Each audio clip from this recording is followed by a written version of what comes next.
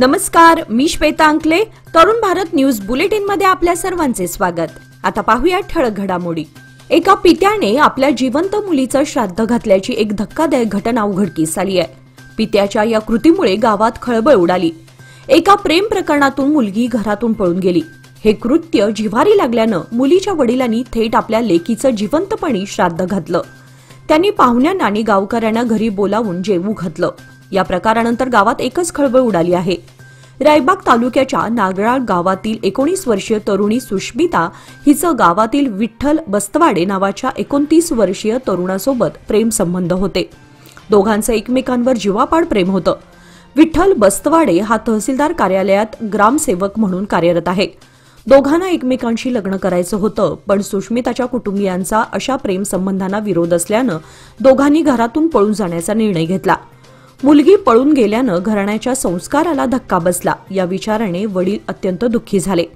आपल्यासाठी आता मुलगी जणू मेली आहे असं समजून त्यांनी मुलीच्या जिवंतपणीच तिचं श्राद्ध घातलं. मुलगी जिवंत असताना वडिलांनी तिचं श्राद्ध घातल्यानं पंचक्रोशीमध्ये ही घटना चर्चेचा विषय बनली असून लोक आश्चर्य व्यक्त करत आहेत. राष्ट्रीय स्वयंसेवक संघ बेळगाव शहर शाखेतर्फे विजयादशमी उत्सव व पथसंचलन झाले. राष्ट्रीय स्वयंसेवक संघाला यावर्षी 100 वर्षे पूर्ण झाल्याबद्दल भव्य पथसंचलन सोहळ्यास तयारी जय्यत झाली होती. प्रारंभी प्रार्थना झाल्यानंतर शहरात पथसंचलनाला सुरुवात झाली. सरदार्स मैदानापासून या संचलनाला सुरुवात झाली. पुढे काकतीवेस रोड, शनिवार खूट, गणपत गल्ली, नरगुंदकर भावे चौक, मारुती गल्ली, किर्लोस्कर रोड, धर्मवीर संभाजी चौक, गोंधळी गल्ली, कॉलेज रोड मार्गे लिंगराज महाविद्यालयाच्या मैदानात सांगता झाली. यावेळी सेवक सदंड गणवेशात उत्स्फूर्तपणे सहभागी झाले होते. यावेळी नवरात्री उत्सव हा आराधना आणि शक्तीचा उत्सव आहे. शिव म्हणजे शक्ती आणि शक्ती म्हणजे पार्वती. हिंदूंची जगातील सर्वात मोठी संघटना म्हणून राष्ट्रीय स्वयंसेवक संघ सर्वांना सुपरिचित आहे. सर्व जाती धर्माच्या व्यक्ती संघात कार्यरत असल्याचं त्यांनी सांगितलं. संचलनानंतर लिंगराज कॉलेजच्या मैदानात शारीरिक कवायती झाल्या. यामध्ये स्वयंसेवक संघाच्या कार्यकर्त्यांनी उत्कृष्ट सादरीकरण केले. याबरोबर योग, व्यायाम आणि घोष प्रदर्शन झाले. तसेच बँड पथकाने उत्कृष्ट सादरीकरण करून आकर्षण वाढवले. रविवारी संघाचे पथसंचलन शांततेत व उत्साहात पार पडले. याप्रसंगी शेकडो सेवक सदंड उपस्थित होते. सुळेभावी गावामध्ये एका बंद घरात घुसून चोरट्यांनी 6 तोळे सोन्याचे दागिने लंपास केल्याची घटना उघडकीस आली आहे.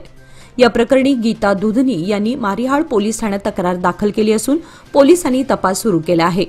पोलिसांनी दिलेल्या माहितीनुसार शनिवारी दुपारी गीता दुधनी घरी विश्रांती घेत असताना अनोळखी चोरट्याने घरात प्रवेश करून दागिने चोरले. चोरीची घटना उशिरा त्यांच्या लक्षात आली. त्यानंतर त्यांनी नातेवाईकांच्या मदतीने तातडीने पोलिसांना माहिती दिली. मारिहाळ पोलिसांनी तातडीने घटनास्थळी धाव घेत घराची पाहणी व पंचनामा केला. चोरट्याने घरातील 6 तोळे दागिने कसे आणि कुठून चोरले याचा तपास पोलीस करत आहेत. या घटनेमुळे सुळेभावी परिसरात भीतीचं वातावरण निर्माण झालं असून नागरिकांनी सुरक्षेच्या दृष्टिकोनातून सावध राहण्याचं आवाहन पोलिसांनी केलंय.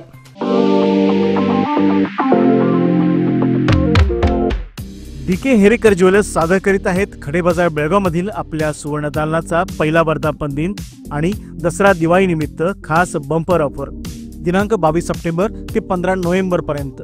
सोने चांदी खरेदी करा, मिळवा कुपन्स आणि जिंका नामांकित कंपनीची 2 व्हीलर स्कूटर, 55 इंची, 43 इंची, 32 इंची स्मार्ट टीव्ही, 300 लिटरचा fridge, washing machine, tab, oven, fan, mixer, इस्त्री आणि बरंच काही.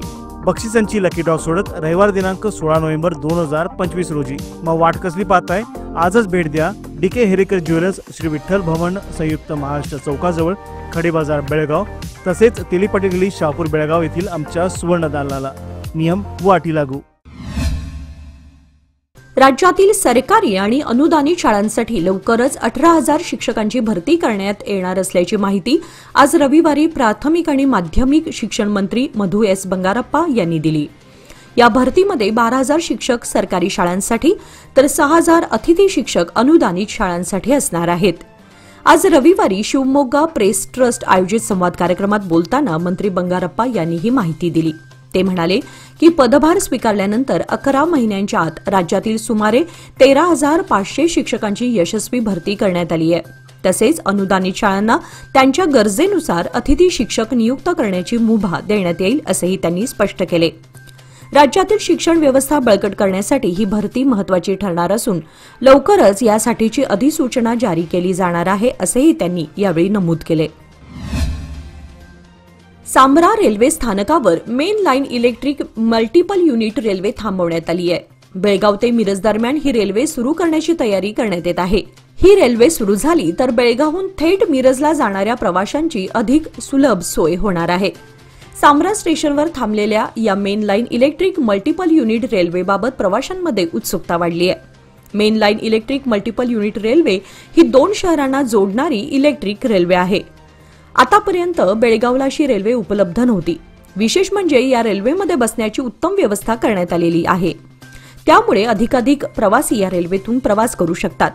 बेळगाव मिरज व लोंढा मिरज या मार्गावर या रेल्वेची प्रायोगिक तत्वावर चाचणी घेण्यात येईल. त्यानंतर प्रवाशांना या रेल्वेतून प्रवास करण्याची संधी मिळणार आहे. साऊंड बॉक्सच्या आत लपवून गोवा बनावटीची अवैध दारू वाहतूक करणाऱ्या तस्कराला अबकारी विभागाने कणकुंबी तपासणी नाक्यावर अटक केली. अटक करण्यात आलेल्या संशयिताचं नाव अक्षय सहदेव मॅगिनमनी वय 30 राहणार होसूर असं आहे. KA22D3030 क्रमांकाच्या मालवाहतूक टेम्पोची तपासणी करताना 10 साऊंड बॉक्समध्ये लपवलेले 34 बॉक्स दारूचे सापडले. एकूण 287 लिटर गोवा बनावटीच्या दारूची किंमत 15,06,240 रुपये असल्याचं निष्पन्न झालं.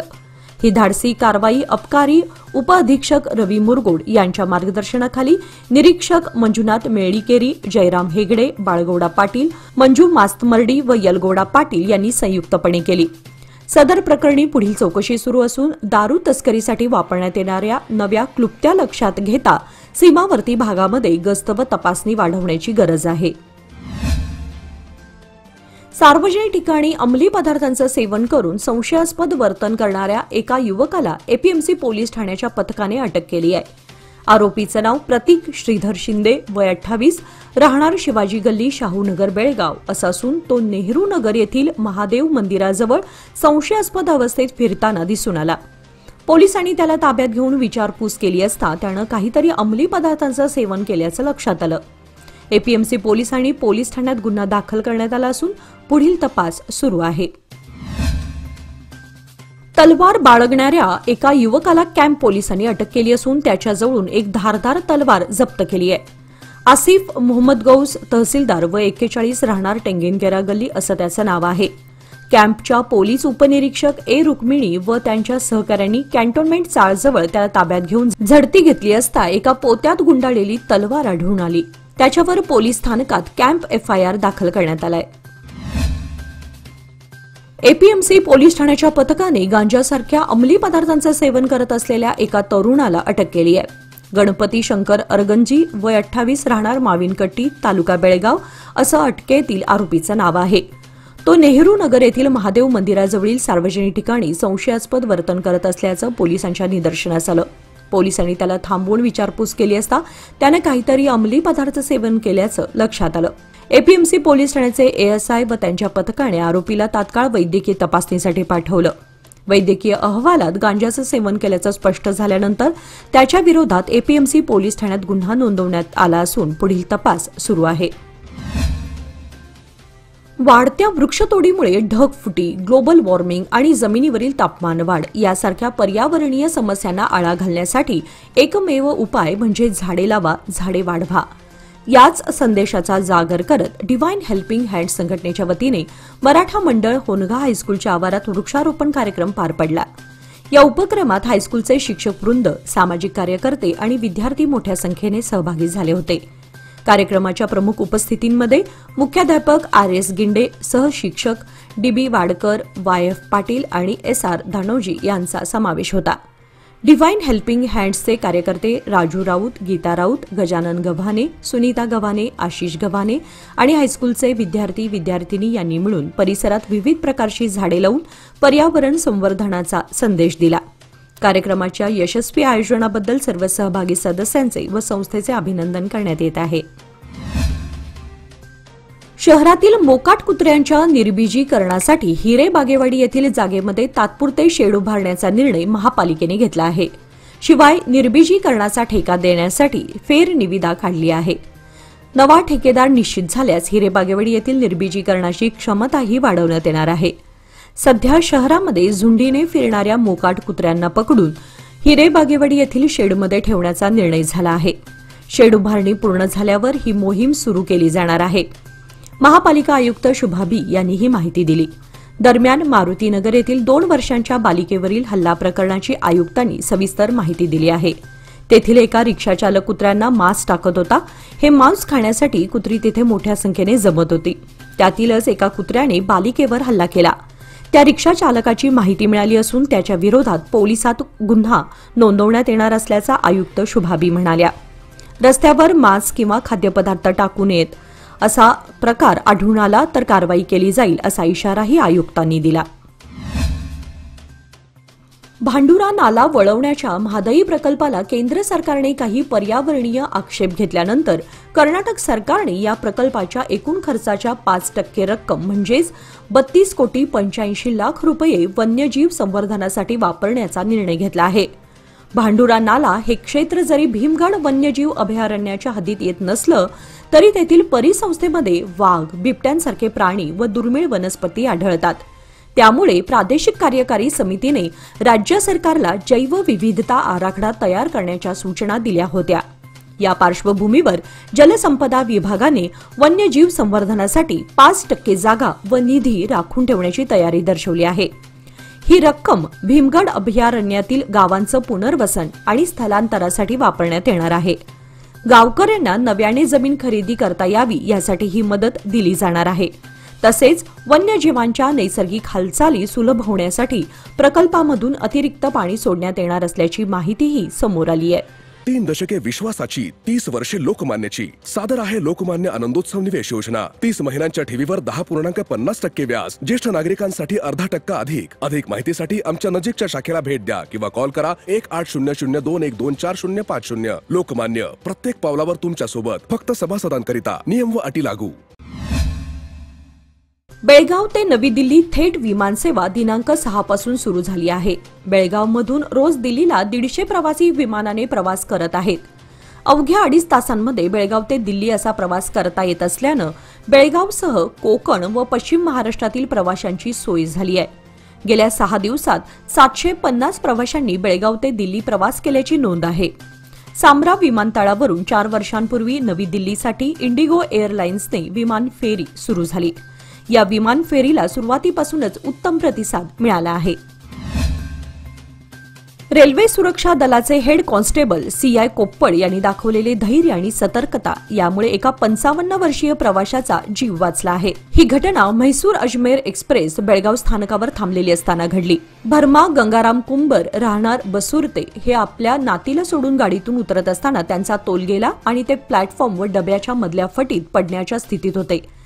त्याचवेळी ड्युटीवर असलेले हेड कॉन्स्टेबल कोप्पड यांनी प्रसंगावधान राखत तात्काळ धाव घेतली आणि कुंबर यांना बाहेर ओढून अपघात टाळला.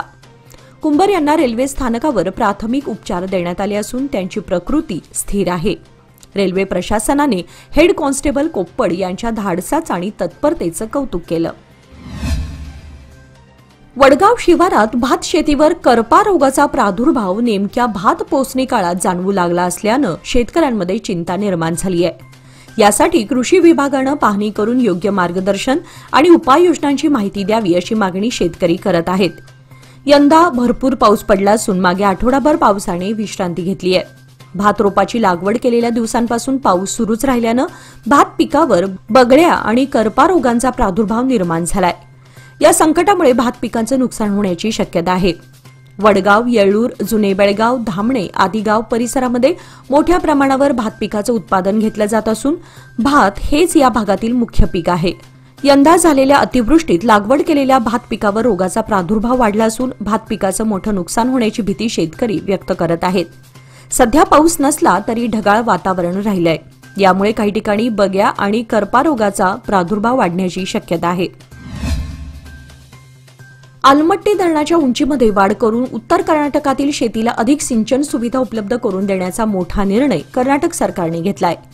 अप्पर कृष्णा प्रकल्प टप्पा 3 अंतर्गत धरणाची उंची 519.6 मीटर वरून 524.256 मीटर पर्यंत वाढवण्यात येणार आहे. या निर्णयासाठी एकूण 1,33,000 एकर जमीन संपादनाची अधिसूचना जाहीर करण्यात आली असून यासाठी खास भूसंपादन, पुनर्वसन आणि व्यवस्थापन प्राधिकरण स्थापन करण्यात येणार आहे. हे प्राधिकरण महसूल आणि कायदा विभागाच्या नियंत्रणाखाली कार्य करणार आहे.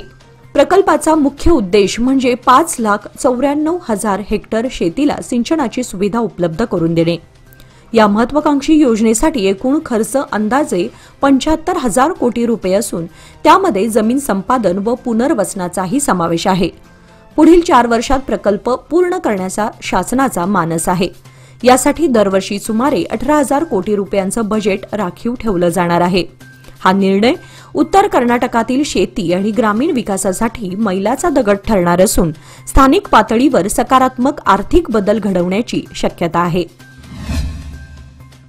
शहरातील पाणी टंचाईचा प्रश्न अद्यापही सुटलेला नसून L&T कंपनीने ऑक्टोबरपासून पाणी पुरवठा 5 दिवसाआड करण्यास सुरुवात केली आहे. यापूर्वी 6 दिवसाआड पाणी पुरवठा होत होता. सध्या राकसकूप जलाशयात 2,475.9 फूट पाणीसाठा असूनही नागरिकांना नियमित पाणी पुरवठा मिळत नाही ही चिंतेची बाब आहे.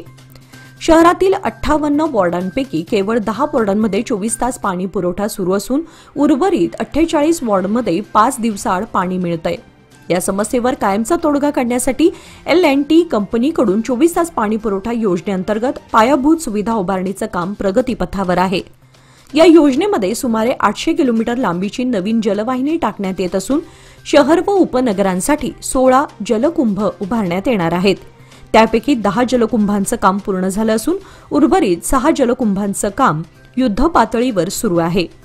नागरिकांना लवकरच नियमित आणि विश्वासार्ह पाणी पुरवठा मिळावा अशी अपेक्षा व्यक्त केली जात आहे.